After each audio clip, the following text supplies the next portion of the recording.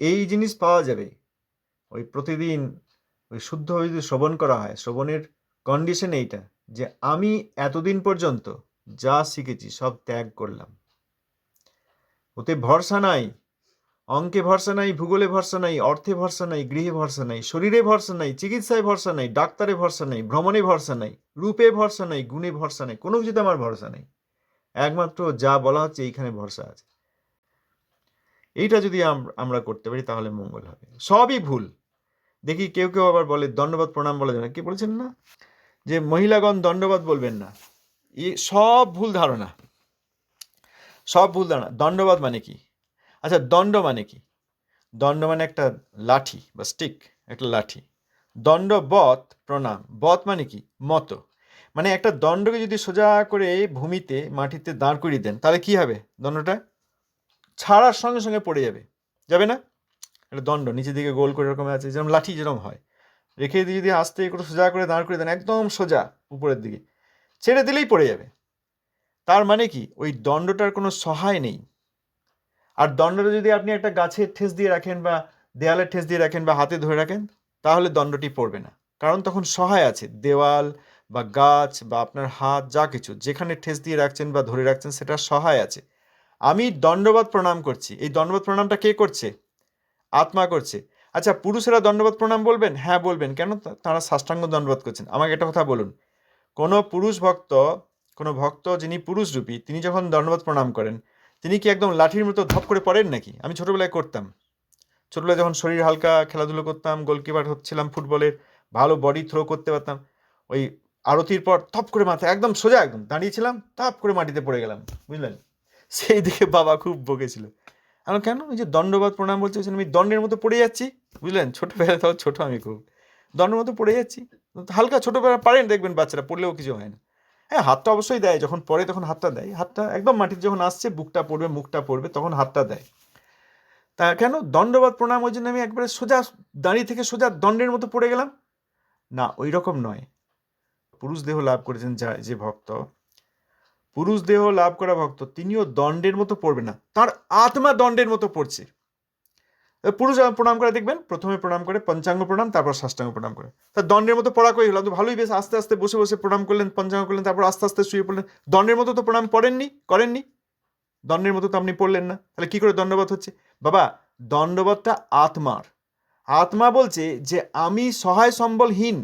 একটা লাঠি সোজা দাঁড় করে দিলে সহায় সম্বলহীন হলেই সে সঙ্গে সঙ্গে পড়ে যায়। আমিও আত্মা, এই জগতে যা কিছু শিখেছি, যত অর্থ আছে, যত পরিবার আছে, যত সম্পত্তি আছে, যত বংশ গৌরব আছে, যত রূপ গৌরব আছে, যত পাণ্ডিত্যের গৌরব আছে, ও কোনো কাজে আসছে না। আমি আত্মা, আমি বুঝতে পেরেছি আমি সহায় সম্বলহীন। আমি, হে মহাবৈষ্ণব বা হে ভগবান, আমি আপনাদের সম্মুখে সেই সহায় সম্বলহীন দণ্ডের মতো আপনাদের কাছে পতিত হচ্ছি। শরীরটা নয়, আত্মাটা। তা পুরুষেরা যদি দণ্ডবাদ প্রণাম করেও দণ্ডের মতো ধপ করে না পড়েন, যেটা আমি ছোটবেলায় ভুলটা করেছিলাম, সেটা না পড়েন, স্ত্রীগণও দণ্ডবাদ প্রণাম করবেন। তিনি কি আর পুরুষ? স্ত্রী কে? বৈষ্ণব পুরুষ না স্ত্রী? বৈষ্ণব তো আত্মা। এই শরীরটা কি বৈষ্ণব নাকি? আত্মা। স্ত্রী দেহে আছেন এরকম আত্মা, তিনিও জানবেন আমারও সহায় সম্বল, তারপর পতি পুত্র কন্যা, পিতা মাতা, শ্বশুর শাশুড়ি, ঘর বাড়ি, ধন দৌলত, চাল ডাল, তারপর এই হেসেল কি বলে, তারপর রান্নাঘর, আমার বিদ্যা বুদ্ধি, আমার রূপ, আমার যৌবন, আমার বয়স, সব বেকার। হে বৈষ্ণব, হে পরম বৈষ্ণব, হে প্রভুপাদ পার্ষদ, আমি আপনার কাছে ওই সহায় সম্বলহীন হয়ে দণ্ডবোধ করছি। আর কেউ কেউ বলে পঞ্চাঙ্গ প্রণাম, ওইটা ওই অপরাধী সংস্থারা শিখিয়েছে। আরে তাই যদি হতো, প্রভুপাদ ছিল ভক্তি সিদ্ধান্ত সরস্বতী গোস্বামী ঠাকুরের বহু শিষ্যাকে আমি দর্শন করেছি, শোভা ঠাকুমা ইত্যাদি, বড় স্নেহ করতেন। তা তাঁরা তো দণ্ডবোধ প্রণাম বলতেন। তা তাঁরা প্রভুপাদের শিষ্যা হয়ে বলেছেন, প্রভুপাদ সেই কথাই সকলকে শিখিয়েছেন। আর আজকে এই নব্য বৈষ্ণবতা তাঁরা বলছেন পঞ্চাঙ্গ প্রণাম, যে আমি মহিলা, আমি তো দণ্ডবোধ প্রণাম করি না। আরে পুরুষরাও কি দণ্ডবোধ প্রণাম করে নাকি? আত্মা দণ্ডবোধ প্রণাম করে। যা দেখি তাই ভুল। কেন বিরক্ত? ওই প্রভুপাদের চরণে অপরাধের ফলে। প্রভুপাদকে সরিয়ে দিয়ে স্বামী মহারাজকে প্রভুপাদ বলেছে।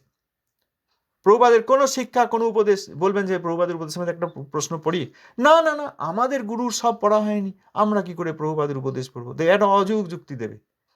গীতা পড়ছিস কেন? গীতা তো ব্যাসদেবের লেখা, তোর গুরুদেবের সব লেখা তুই পড়েছিস যে গীতা পড়তে আসছিস? কবিরাজ গোস্বামীপাদের শ্রীচন্দ্র চরিতামৃত, ওটা পড়ছিস কেন? তোর গুরুদেবের সব লেখা পড়েছিস? প্রভুপাদ ছিল সরস্বতী ঠাকুরের সব লেখা পড়েছিস? বাবাজি মহারাজের সব শিক্ষা নিয়েছিস?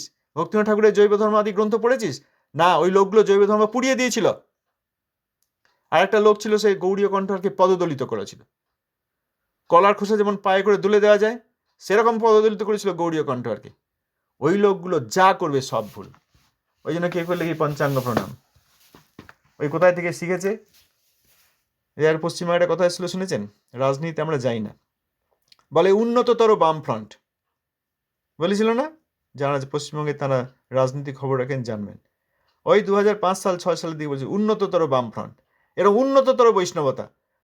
বৈষ্ণবতা উন্নততর হয় না, বৈষ্ণবতা ইতিমধ্যেই উন্নততম এবং একমাত্র উন্নত জগতে, তাকে আর উন্নত করা যায় না। ওই জন্য ওই সংস্থার কথা যত না বলবেন তত ভালো। যারা এসেছেন খুব ভালো, আসুন, আপনারা স্বাগতম। কিন্তু এই শ্রবণ কীর্তনের মাধ্যমে প্রকৃত তত্ত্ব জানার চেষ্টা করুন। ওই ভণ্ডরা যা বলেছে, কেন ভণ্ড বলছি? তারা কেউ আমার বৈমাত্রীয় ভাই বোন নন। ভণ্ড এই জন্যে বলছি কারণ তারা প্রভুপাদকে মানেন না, প্রভুপাদকে অস্বীকার যারা করেন। প্রভুপাদের আলেখ্য আছে, কিন্তু প্রভুপাদের বিগ্রহ অনেক জায়গায় করেছে, কিন্তু প্রভুপাদকে অস্বীকার করেন। প্রমাণ হচ্ছেই যে একটি উপদেশ যদি বলতে যান, প্রভুপাদের কানে আঙুল দেবে তারা, ভূতের মতো। ভূত যেমন নাম শুনতে চায় না, ভূত যেমন রাম নাম শুনতে পারে না, সেরকম এই সংস্থার লোকগুলো প্রভুপাদের কোনো উপদেশ, প্রভুপাদের কোনো নির্দেশ, প্রভুপাদের কোনো সিদ্ধান্ত, প্রভুপাদের গৌড়ীয় মঠ, প্রভুপাদের নাম, প্রভুপাদের প্রণাম মন্ত্র, কোনো কিছু স্বীকার করবে না। এটা ঠিক বলেছেন প্রভু। প্রভুপাদের প্রণাম মন্ত্রটা জানে না, পরে লজ্জায় পড়ে আমি থাকি দেখে তারপরে সে শিখতে বাধ্য হয়েছে আর কি। ওদেরকে বলবেন, যদি আপনারা হরিভজন করতে চান আর নরকে না যেতে চান, তাহলে যা শিখেছেন সব আনডান করুন, সব ভুলতে হবে। আমার বাবা শিক্ষক ছিলেন, ইকোনমিক্স এবং অঙ্ক। তা কেউ কেউ পড়তে আসতো, যে স্টেজেই হোক, সে ছোট হোক আর বড় ছাত্র, বড় ক্লাসের হোক, ও দেখা যেত যা শিখে এসছে এর আগে নিজে বা অন্য কোনো পদ্ধতিতে, সেইগুলোকে আগে ভুলাতে সময় লাগতো। আর যারা কিছু শিখে আসেনি তারা তরতর করে তাড়াতাড়ি শিখে উঠে যেত, উপরে ভালো করতো। ওই ভুল শিখেছে সব, যা শিখেছেন, আমি একটা কথা বলে দিচ্ছি, যা শিখেছেন সব ভুল। যদি ত্যাগ করতে তৈরি থাকেন তাহলে আসতে পারেন, না হলে কোনো লাভ হবে না, না হলে এখানে সেই অপরাধ করবেন। কোনো একটি সংস্থার কথা বলছি না, আউল বাউল কর্তা ভাজা ইত্যাদি, তারপর এই সংস্থাটি, তারপর যেসব কলির চর যারা গৌড়ীয় মঠ দখল করে নিয়েছে। গৌড়ীয় মঠ যা করে না তারা আজকাল তাই করছে, দোকান বসিয়েছে, ইনকাম করছে, প্রতিযোগিতা করছে, নাটক করছে, সেখানে ভুল হচ্ছে, যা করছে তাতেই ভুল। কারণ যদি শরণাগত না হয় অপ্রাকৃতে, তার ভুল হতে বাধ্য। একটা নাটক করছে দেখলাম, প্রথম 10 মিনিট গুনে গুনে আপনাকে আমি বলে দিতে পারবো কী কী ভুল করেছে। তত্ত্বগত ভুল, তথ্যগত ভুল, সিদ্ধান্তগত ভুল, সব ভুল, সব ভুলের মধ্যে পড়ে আছে। আবার অহংকার করে বলতে আছে, অভিমান করে, না আপনি আমাদের সংস্থাকে অবমাননা করছেন। আমরা কোনো সংস্থাই নয়, নরকের সংস্থা, কলহের সংস্থা। আর অন্যান্য গৌড়ীয় মঠ দেখুন না, শ্রীধর গোস্বামী মহারাজের মঠ আছে, কেশব গোস্বামী মহারাজের মঠ আছে, মাধব গোস্বামী মহারাজের মঠ আছে, পুরী গোস্বামী মহারাজের মঠ আছে। কারোর সঙ্গে কারোর কোনো দ্বন্দ্ব আছে? সব আলাদা আলাদা গৌড়ীয় মঠ মনে হবে, কিন্তু একে অপরের প্রতি খুব সৌহার্দ্য আছে। অন্তত প্রভুপাদের শিষ্যগণ যখন ছিলেন, বা তার পরবর্তীকালেও আমি যখন ওইসব মঠে যেতাম, কত শ্রদ্ধা একে অপরের প্রতি। আর এই একটি সংস্থা হয়েছে একবারে আলাদা, একবারে কলির সংস্থা। এ আমি বলতে থাকবো, যতদিন জীবিত আছি ততদিন বলতে থাকবো। তাতে যদি একজন দুজনের উপকার হয়, তাহলে এই শ্রমকে সার্থক জানবো। আচ্ছা, ধন্যবাদ। আর কেউ কিছু বলবেন? ধন্যবাদ, প্রণাম প্রভু। জয় প্রভু। জয় প্রভুপাদ। ধন্যবাদ, প্রণাম প্রভু। হ্যাঁ, ধন্যবাদ, প্রণাম দিদি, বলুন। আচ্ছা প্রভু, দেখলাম পাঠিয়েছে গুরুদেবের অষ্টকম, হ্যাঁ, গুরু মহারাজের অষ্টকম, ওটা কি আমি রাখতে পারি? আচ্ছা আচ্ছা, ঠিক আছে। না তবু আপনার কাছে না শুনে। আর এখানে যে প্রভুপাদ পদ্মস্তবক বলেছেন, এখানে লেখা আছে শ্রীধর দেব গোস্বামী মহারাজ। হ্যাঁ, দেব গোস্বামী কিন্তু এইটা প্রভুপাদের শিক্ষায় কোথাও নেই, এর পরবর্তীকালে কেউ দিয়েছেন। এই দেব গোস্বামী এইটা কিন্তু ওই যারা ব্রাহ্মণ এবং পরে সন্ন্যাস নিচ্ছেন, তারা কেউ কেউ নিজেদেরকে দেব গোস্বামী, বা তাদেরকে কেউ দেব গোস্বামী বলেন। শ্রীধর গোস্বামী মহারাজ হয়তো বলেননি, তার শিষ্যরা কেউ কেউ হয়তো বলেছেন। দেব গোস্বামী বললে আপনি বলুন, যিনি আগে ব্রাহ্মণ কুলে ছিলেন, অর্থাৎ ব্রাহ্মণ কুলে উদিত হয়েছেন তিনি সন্ন্যাস নিলে দেব গোস্বামী, আর যিনি অব্রাহ্মণ কুলে আবির্ভূত হয়েছেন কিন্তু পরম বৈষ্ণব তিনি সন্ন্যাস নিলে দেব গোস্বামী বলবেন না তো? তাহলে তাদের মধ্যে একটা ভেদ করা হচ্ছে যে কে কোন কুলে আবির্ভূত হয়েছেন, তাহলে বৈষ্ণবের জাতি বিচার করা হচ্ছে। শিল ভক্তিবিলাস তীর্থ গোস্বামী মহারাজ, হ্যাঁ, তিনি ব্রাহ্মণ কুলে উদিত হননি, তিনি অন্য কুলে উদিত হয়ে সেই কুলকে শুদ্ধ করেছেন। তাহলে শিল ভক্তিবিলাস তীর্থদেব গোস্বামী বলবেন, তীর্থদেব বলবেন? কেউ তো বলছেন না। তার মানে ব্রাহ্মণ আর অব্রাহ্মণ ভেদ করছেন, প্রভুপাদের শিক্ষায় এটা নেই, ভক্তিনাথ ঠাকুর মহাশয়ের শিক্ষায় এতে নেই। অতএব অনেকে দেব গোস্বামী বলেন, কেন বলেন আমি তাদের কি উদ্দেশ্য আমি জানি না, কিন্তু আমরা বলি না। আরেকজন আমাদের লিখেছিলেন, তিনি আজকে হয়তো আসেননি, তিনি এরকম লিখেছিলেন যে এই উপদেশটি দেব গোস্বামী বলে আমাদের, কেন জানি না এটা কখন থেকে এসছে। ওটা হচ্ছে প্রভু গৌরীয় মঠে একটা পাবলিশড বুক থেকে আমি ওটা কম্পোজ করেছিলাম দেখে। আমি জানি তো না বিষয়টা, আপনার কাছে শুনলাম। সেই জন্য তো বলছি, অনেকে মনে করে দেব গোস্বামী বললে বোধহয় বেশি সম্মান করা হয়, দেব গোস্বামী বললে অবমাননা করা হয়, কারণ বৈষ্ণবকে ব্রাহ্মণ কুলের অন্তর্ভুক্ত বলা যায় না। হ্যাঁ, ঘটনা বলার সময়, মাহাত্ম্য বলার সময় বলা যায় যে উনি এইরকম কুলে উদিত হয়েছেন, উনি বৈশ্য কুলে উদিত হয়ে এইভাবে প্রভুপাদের কাছে এসে প্রভুপাদের, কারণ বৈষ্ণব যে কুলেই উদিত হন তিনি সেই কুলের অন্তর্গত নন। নামাচার্য শ্রী হরিদাস ঠাকুরকে যবনকুলোদ্ভূত বলা হয়, তার মাহাত্ম্যে রয়েছে যবনকুলোদ্ভূত বলা হয়, কিন্তু তাই বলে তিনি যবন নন, তাহলে মহা অপরাধ হয়ে যাবে। সেরকম কোনো বৈষ্ণব, হ্যাঁ তিনি এরকম তার বাবার নাম চট্টোপাধ্যায় ছিল বা বন্দ্যোপাধ্যায় ছিল, বোঝাই যাচ্ছে তার মানে ব্রাহ্মণের কথা বলছেন, হ্যাঁ ঠিক আছে, কিন্তু তার মানে তিনি ব্রাহ্মণের অন্তর্গত নন, কারণ ব্রাহ্মণগণ অবিবেকীদের মধ্যে শ্রেষ্ঠ ব্রাহ্মণ। বৈষ্ণবকে ব্রাহ্মণ বললে অবিবেকী বলা হয়, আমরা বৈষ্ণবকে অবিবেকীদের মধ্যে শ্রেষ্ঠ বলবো কেন? তাহলে তো অপরাধ হবে, বৈষ্ণব অপরাধ হয়ে যাবে। সূর্যদেব পূর্বকুলে উদিত, কিন্তু পূর্ব দিকের পুত্র সূর্যদেব বলা যায় না। সেরকম ইনি ব্রাহ্মণ কুলোদ্ভূত, কিন্তু ইনি মহাবৈষ্ণব, কিন্তু যদি তাকে ব্রাহ্মণের অন্তর্গত করা হয় তাহলে অপরাধ করা হচ্ছে না, কারণ ব্রাহ্মণ অবিবেকীদের মধ্যে শ্রেষ্ঠ কিন্তু অবিবেকী। এইটা অনেকে বুঝতে পারেন না, ভাবেন দেব গোস্বামী বলে দিলে বলা হয় আগে ব্রাহ্মণ ছিলেন, এই বলে বোধহয় বেশি সম্মান করা হয়। দুটি অপরাধ হয়, যাকে বলা হচ্ছে তাঁর চরণে অপরাধ হয় যে আপনি ব্রাহ্মণ ছিলেন অর্থাৎ অবিবেকী ছিলেন। আর দ্বিতীয় হচ্ছে যে তাকে ব্রাহ্মণ কুলোদ্ভূত ছিলেন বলে ব্রাহ্মণের অন্তর্গত করে অন্যান্য যারা ব্রাহ্মণ ছিলেন না তাদেরকে আমরা দেব গোস্বামী বলবো না, এই বলে বৈষ্ণবের জাতি বিচার করে দুই পরম বৈষ্ণবের মধ্যে ভেদ করে অবমাননা করা হয়। এটা লোকে বোঝে না, ভাবে এটা বললে বোধহয় খুব সম্মান হয়, এটা বললে অবমাননা হয় এবং অপরাধ হয়। বিশ্বনাথ চক্রবর্তী চরণ যেটা আছে, এটা কি টাইটেল?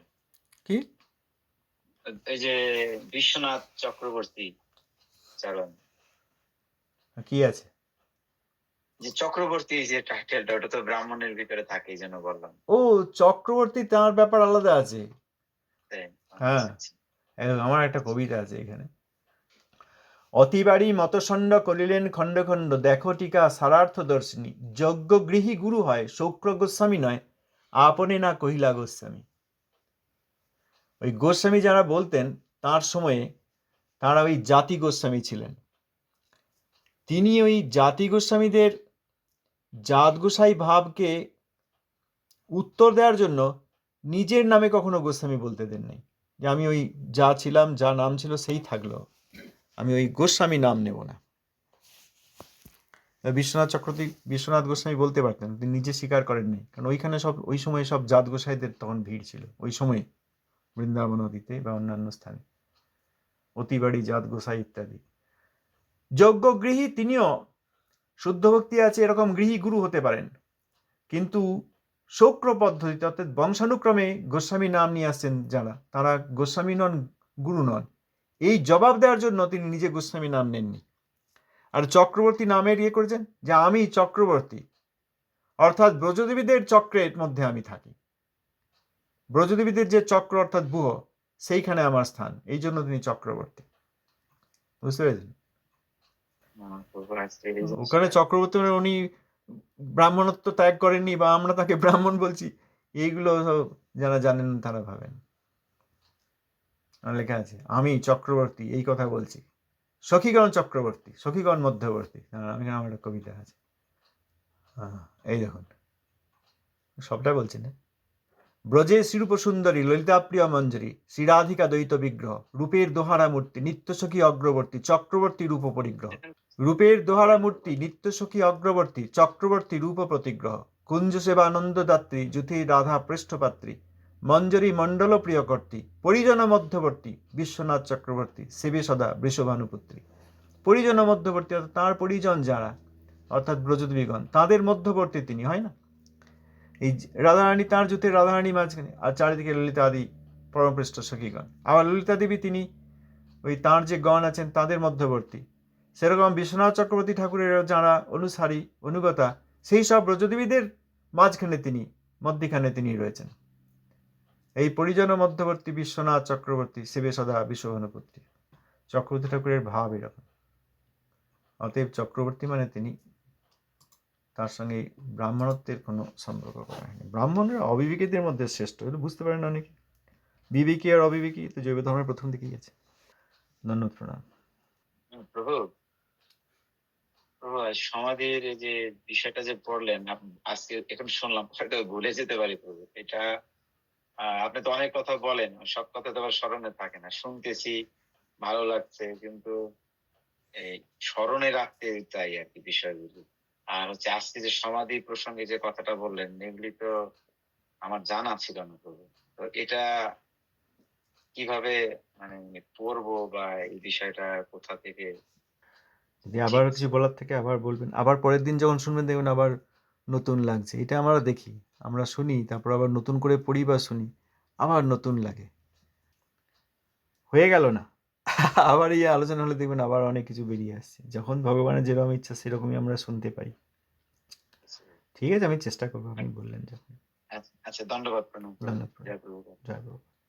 মহাপ্রভু বললেন, প্রভু কহে কহিলাং এই মহামন্ত্র, ইহা গিয়া জপসবে করিয়া নির্বন্ধ, ইহা হইতে সর্বসিদ্ধি হইবে সবার, সর্বক্ষণ বলইতে বিধি নাই আর। সর্বক্ষণ, তাহলে তাঁরা বললেন যে বলবেন না, জপ করবেন না, হরিনাম করবেন না, আর মহাপ্রভু বললেন সর্বক্ষণ বলো। তাহলে কার কথা শুনবেন? হরিনাম ভগবানের নাম, এ ন দেশ ও কাল নিয়ম, ন শৌচা শৌচ নির্ণয়। দেশ মানে কোথায় আছি, দেশে আছি না বিদেশে আছি, না দ্বীপে আছি না শ্মশানে আছি, এ ভাবতে হবে না। কাল অর্থাৎ সময়, এখন সন্ধ্যা না সকাল না মধ্যরাত্রি না বা কি হচ্ছে, শৌচা শৌচ অর্থাৎ আমি পবিত্র না অপবিত্র, কোনো কিছুই ভাবতে হবে না। হরিনাম গ্রহণ করলেই হরিনাম আমাদেরকে পবিত্র করেন। খাইতে শুইতে যথা তথা নাম লয়, দেশ কাল নিয়ম নাহি সর্বসিদ্ধি হয়, সর্বশক্তি নামে দিলা করিয়া বিভাগ, আমার দুর্দৈব নামে নাহি অনুরাগ। ন দেশ ও কাল নিয়ম ন শৌচা শৌচ নির্ণয়। যে জলটি খাচ্ছেন সেটা প্রাকৃত জল নয়, ভগবানের প্রসাদ স্বরূপ জল আপনি পেয়েছেন তাই পাচ্ছেন। অতএব মুখে প্রসাদ পাচ্ছেন আর মুখে ভগবানের নাম করছেন, কোথাও নিষেধ নেই তো। ঠাকুরমশাই লিখলেন যে সেই অন্নামৃত পাও রাধাকৃষ্ণ গুণ গাও, প্রেমে ডাকো চৈতন্য তাই। অন্নামৃত পাও আর সেই অন্নামৃত পেতে পেতে রাধাকৃষ্ণের গুণ গাও, বলেছেন না? অনেকে বা চুপ করে থাকে, কোনো কথা বলবে না। হ্যাঁ, যদি কেউ শুদ্ধ ভক্ত হন, তিনি হৃদয়ে ধারণা করছেন, সে ঠিক আছে, কিন্তু প্রসাদ পাওয়ার সময় আমি আর মুখে কথা বলবো না, এও কোথাও দেখা যায়নি। বরং ঠাকুরমশাই বললেন সেই অন্নামৃত পাও রাধাকৃষ্ণ গুণ গাও। অন্নামৃত পেতে পেতেই কে অন্নামৃত দিয়েছেন কে? ও, এখন রাধাকুণ্ডে ভোগ হয়েছে, সেখানে কৃষ্ণ ব্রজদেবীগণ রয়েছেন, অনেক অন্ন বিভিন্ন প্রকারের সব নিয়ে এসেছিলেন, সেই সব ভোগ হয়েছে, দেবীগণ পেয়েছেন, সবাই পেয়ে আমাকেও দান করেছেন, সেই অন্নামৃত পাচ্ছি। সেই রাধাকৃষ্ণের বিভিন্ন মাহাত্ম্য গুণ, বিভিন্ন লীলা, আজকে কি হলো, এইসব চিন্তা করতে হতে, এইসব গাইতে গাইতে, একে অপরকে বলতে বলতে রাধাকৃষ্ণের প্রসাদ পাচ্ছেন। তাহলে রাধাকৃষ্ণ গুণ গাও আর মহামন্ত্র করো, এর মধ্যে পার্থক্য কি আছে? তাদেরকে বলতে পারলেন না? এই রকমই হয়েছে আজকাল। কারোর কোনো শুদ্ধ ভক্তি তত্ত্ব সম্বন্ধে ধারণা নেই, সব ওই কোথাও না কোথাও যোগ দিয়েছে, মনে করছে দীক্ষা হয়ে গেছে। কোথায় দীক্ষা হয়েছে, প্রকৃত দীক্ষা হয়েছে কি না, তারপর কোনো ভগবত তত্ত্ব, ভগবান নাম তত্ত্ব সম্বন্ধে ধারণা আছে কিনা, কারোর কিছু নেই। আপনি তাহলে জেনে গেলেন, এরপরে যখন বলবেন তাদেরকে বললেন শুনুন, এইখানে মহাপ্রভু বললেন সর্বক্ষণ বলো এতে বিধি নেই, আর আপনি আমাকে বিধি বলে নাম বন্ধ করে দিতে বলছেন। এখনই তো আমার মৃত্যু হয়ে যায়, জল খেয়েছি বলে নাম করবো না, আর মৃত্যু হয়ে গেলে হরিনাম গ্রহণ করতে করতে মৃত্যু হলো না। আপনি বলবেন তাদেরকেও আপনার বলাটা দরকার। না, আমার আচমনের প্রয়োজন নেই। এই জলও ভগবানের প্রসাদ না, জলও ভগবানের প্রসাদ। আপনি কি ভগবানের প্রসাদ ছাড়া জল খাচ্ছেন? তো প্রাকৃত পাপ খাওয়া হয়ে গেল, পাপ পান হয়ে গেল। যখনই জল দিব, না ভগবানের প্রসাদ পাচ্ছি, ভগবান কৃপাপূর্বক দিচ্ছেন তাই জলটা পাচ্ছি। হ্যাঁ, কাশি হচ্ছে, জলে গলায় দিতে হচ্ছে, না হলে কাশছি আর হরিনামও করতে পারছি না। প্রতি 5 সেকেন্ড পর পর জল খাবো আর হরিনাম করব, জল খেতে খেতেও হরিনাম করব, বুঝলেন? এইটা তাদেরকে এবার যে বলবে তাদেরকে ভালো করে বুঝিয়ে বলবেন, আপনি ভালো করে মন দিয়ে শুনুন। অতএব আচমন করতে হবে, করতে হবে, সব কোথা থেকে কি পেয়েছে কে জানে। আচ্ছা দিদি, ঠিক আছে। ধন্যবাদ। আচ্ছা, ধন্যবাদ, প্রণাম। ঠিক আছে, আজ তাহলে অনেকক্ষণ হলো, এই কথা জয় গুরু।